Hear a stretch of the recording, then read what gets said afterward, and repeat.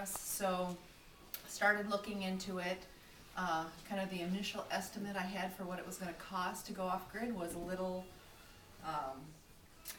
let's say, estimated. It was they said about $15,000.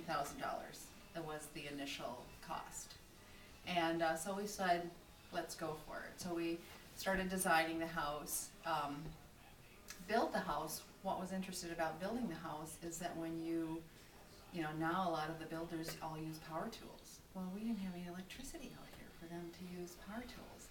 They started out with their generator. So what we did is we actually installed our solar panels first, set up a bank of batteries for the contractor to use, and they actually built the house using solar electricity. So a lot of them were skeptics. You know, they had never worked with solar or renewable energy before, so they all didn't think it was going to be very reliable, and thought when they would plug in their power tools, you know, a lot of there's a real big draw in the beginning when you turn things on, especially motors.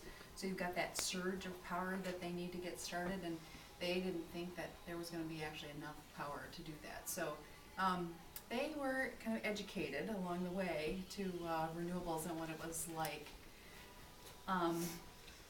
When we design the house, and what I would tell anyone that is interested in renewable energy is the first thing you have to do is make your home as efficient as absolutely possible. So you don't want to use or kind of design your home to use more electricity than you can actually produce. And the most economical approach to this is only installing enough renewable electricity to match what you use. If you build too much, you're going to overproduce, you're going to waste some of it, and it's going to cost you more. If you don't put it enough, like in our case, we have to, we use a backup generator that runs on propane. So if we don't have enough electricity, then we have to pay for propane to actually generate electricity for us. So the key is to really not use that generator and stay within kind of your budget of what you produce every day. So the house has all compact fluorescent light bulbs. We've had to, you know, of course, energy efficient appliances. This refrigerator is actually a special refrigerator. It runs on DC electricity. So it runs directly off of the battery pack, which is how the electricity in the house is stored, is as DC electricity in the batteries. Your refrigerator is one of your largest, or one of the largest energy users in your house. So having the most efficient refrigerator was important to us. At the time, you couldn't find a lot kind of in the marketplace that, you know, they really hadn't come out with a lot of Energy Star kind of rated models.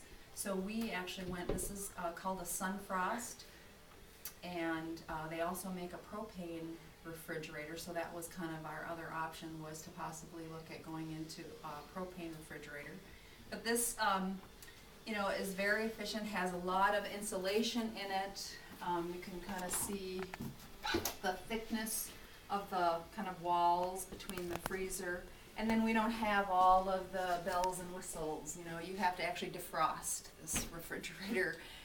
You know, the defrosting unit in your refrigerator is really heat that runs through your refrigerator. Well, how efficient is that, to be running heat through your refrigerator? Same thing as all the compressors are at the top. So you don't have that warm air from those compressors rising through the back or bottom of your refrigerator. So this is, I think, one of the most energy efficient refrigerators that there are, and still